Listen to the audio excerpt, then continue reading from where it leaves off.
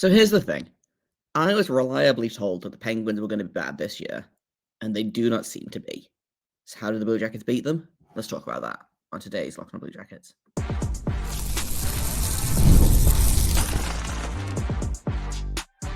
You're Locked On Blue Jackets, your daily podcast on the Columbus Blue Jackets, part of the Locked On Podcast Network, your team every day. Hello and welcome to Locked On Blue Jackets, part of the Locked On Podcast Network, your team every day. I am, as always, your host, Jay Foster, here to give you the good, the bad, and the ugly about your favorite team and mine, the Columbus Blue Jackets. Before we get things started, I want to thank everyone for making this your first listen of the day every single day. Locked On Blue Jackets is free and available on all podcast platforms and over on YouTube. Just a quick one today. We're not going to do a full episode. We're going to do just a little guy today. We're going to preview the Pens, and then Monday's episode will break down last night's game and tonight's game all in one, because I suspect there will be some yelling. Blue Jackets head to Pittsburgh to face the Penguins. If that wasn't bad enough, the Penguins are good again, which doesn't make any sense.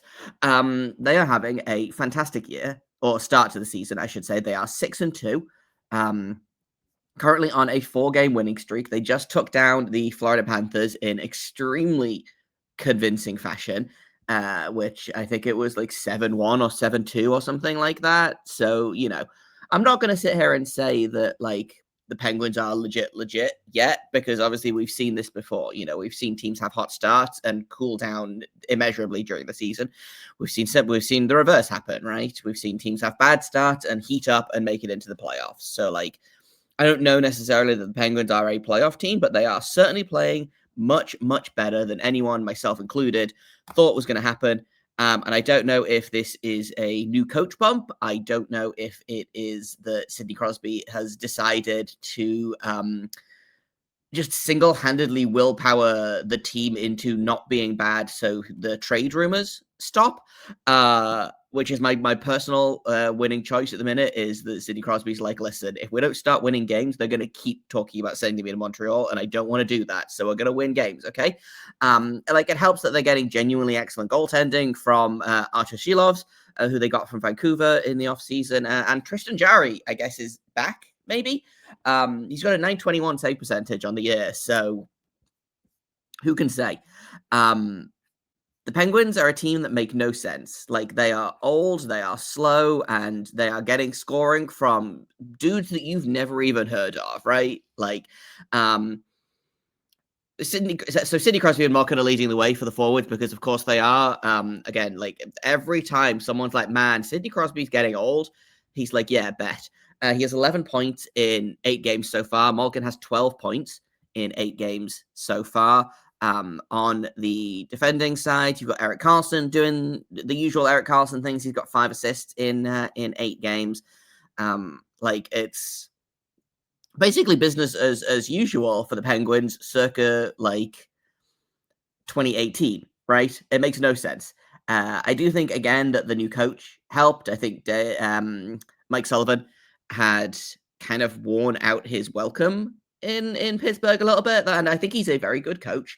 However, it is not lost on me that the Rangers are struggling right now, and the Penguins have their shiny brand new coach, and are doing really quite well indeed.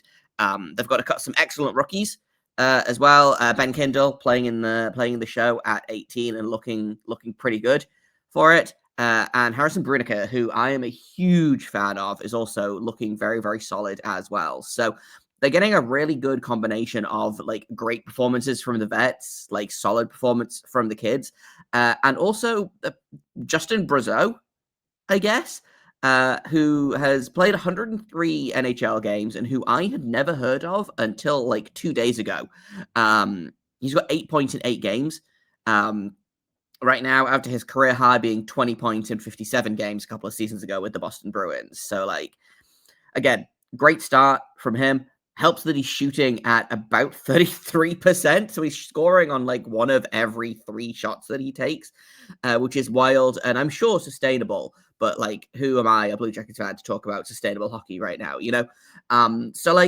I hate saying all of these nice things about the Penguins, because as you know, I was really, really rooting for them to just kind of collapse into a black hole of death this season and hopefully miss out on McKenna at the same time. But I've decided that the new hope is that they're going to be just good enough to not be eligible for the draft lottery and also not good enough to make the playoffs. That's my new hope. And also, again, the Sidney Crosby rumors will stop, because even as a non-Pens fan, I'm sure Avs fans love them, and I'm sure Canadians fans love them, but like, I just feel very strongly that Sidney Crosby is supposed to be a Penguin.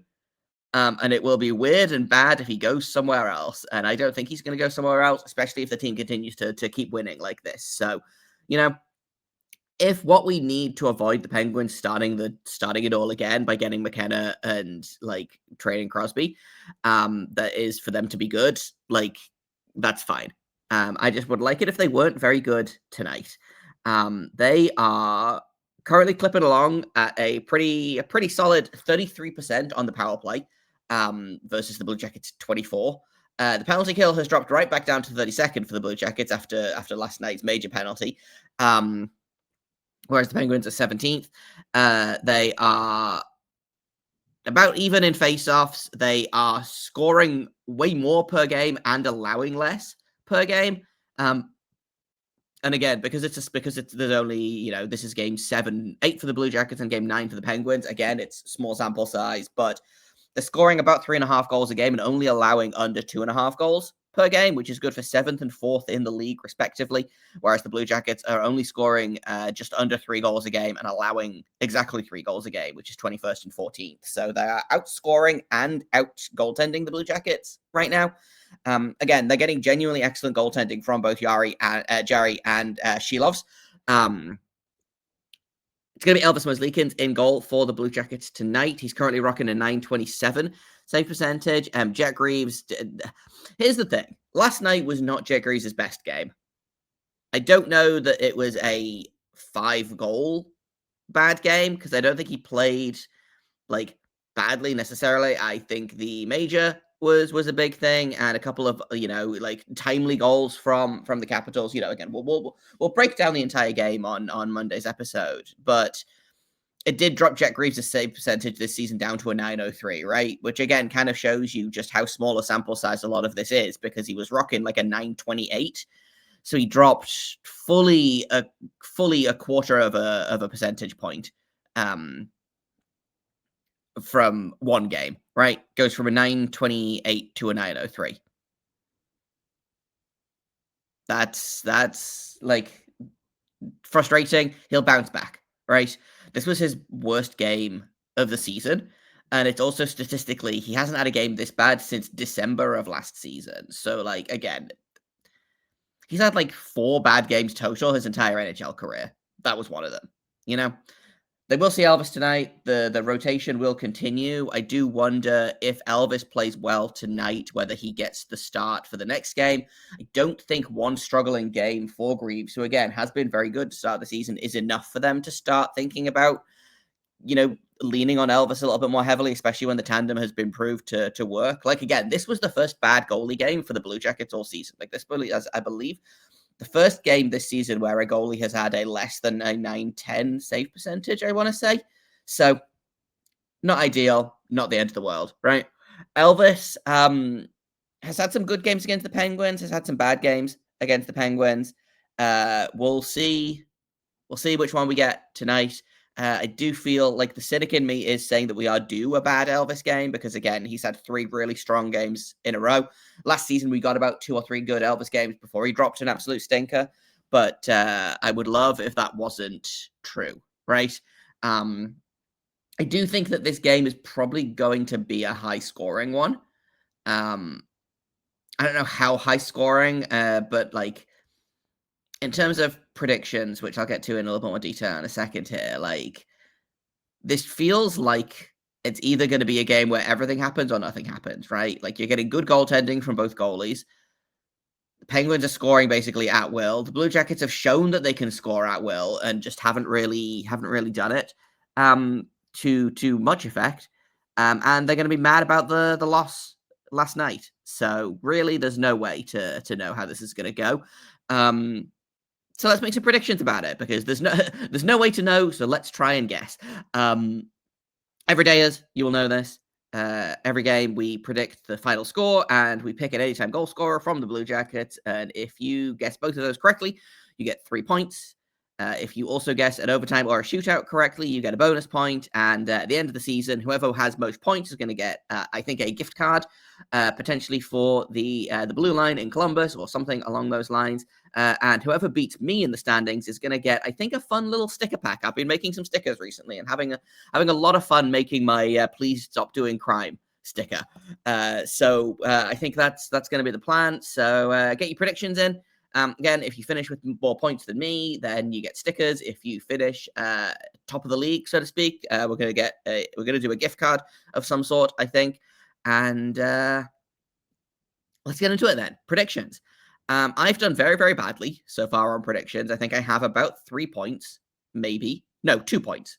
Because I didn't guess a goal scorer last night because Denda Matejchuk was the only one that scored, obviously. Back-to-back goals for Denda Matejchuk, by the way, which is kind of fun. You love to see it. In terms of predictions, I am going to predict... I'm going to predict a Jenna goal, I think. I feel like he always likes to score against the Penguins, and he's one of the only guys left from the days when these teams really hated each other. Well, him and Werenski, I guess, but I'm going to guess a Jenna goal. And I'm going to say that the final score is going to be, let's say 5-3 Blue Jackets. Maybe that feels maybe that feels like too much based on how they keep forgetting how to score for like 4 games at a time, but we're going to be optimistic. We're going to say it's a 5-3 Blue Jackets win. We're going to get a Jenna goal, and everything is going to be great and fun, and we're going to love it. Maybe. So get your predictions down below. There's a tweet up on Twitter at @LO_BlueJacket. If you want to put your guesses in there instead, I'll collect them all up. And in a couple of games, when we hit game 10, I'll do another little leaderboard check-in. So get your predictions in. And thank you for listening to this episode, for making it your first listen of the day every single day. We are free and available on all podcast platforms. We're over on YouTube. And you can find me on Blue Sky at JAKOBFORSTER. You can find the show at LO_BlueJackets on Twitter. I think I already said that, but I'm saying it again just in case. And we'll be back on Monday to break down last night's Gong Show and presumably tonight's Gong Show, because I do think that there's going to be nonsense tonight. I'm almost certain of it. So we'll do that on Monday. But until then, make sure you stay locked on.